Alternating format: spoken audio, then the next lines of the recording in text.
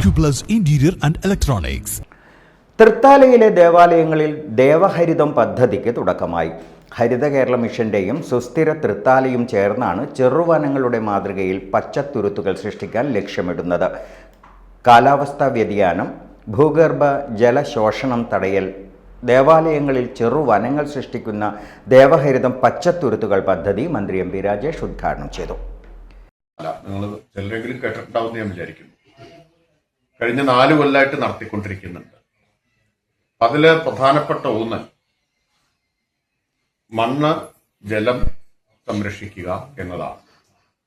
ഭൂഗർഭ ജലവിധാനം ഉയർത്തുക, പിന്നെ കൃഷി പ്രോത്സാഹിപ്പിക്കുക. ഈ ഉദ്ദേശത്തോടു കൂടിയിട്ടാണ് നമ്മൾ ആരംഭിച്ചത്. 4 കൊല്ലം വളരെ നിശബ്ദമായിട്ടാണ് നടന്നത്. ഭൂഗർഭ ജലവിധാനം 82 സെന്റിമീറ്റർ നമുക്ക് ഉയർത്താൻ പറ്റും.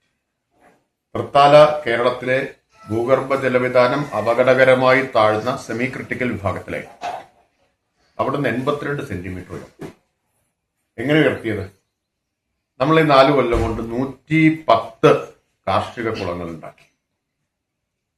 10 മീറ്റർ നീളവും 10 മീറ്റർ വീതിയും 3 മീറ്റർ ആഴമുള്ള കുളം. ഒരു കുളത്തിൽ ഒരു മഴയിൽ 300 ക്യൂബിക് മീറ്റർ വെള്ളം സംഭരിക്കാം. നമ്മൾ 110 കുളത്തിൽ എത്ര വെള്ളം നോക്കിയാൽ 110 കുളത്തിന് പുറമെ 64 ഉള്ള കുളങ്ങൾ നവീകരിച്ചു. 436 പുതിയ കിണറുകൾ ഉണ്ടാക്കി. തൃത്താല മണ്ഡലത്തിലെ എല്ലാ പൊതുസ്ഥാപനങ്ങളുടെയും റീചാർജ്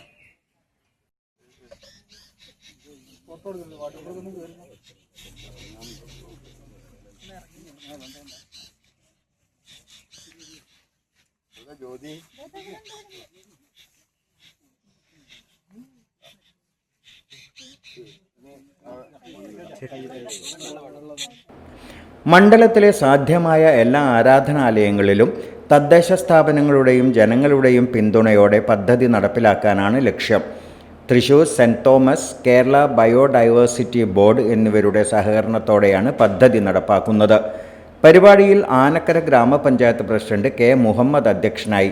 ഹരിത Kerala mission block coordinator Neeraja Ramadas പദ്ധതി വിശദീകരിച്ചു. വാർഡ് മെമ്പർ ജ്യോതിലക്ഷ്മി തുടങ്ങിയവർ പങ്കെടുത്തു. Time kids preschool, Mannanur road, Vaniyamkulam. Dot view news. കാഴ്ചകളാണ് ലോകം, കണ്ടു തുടങ്ങുക.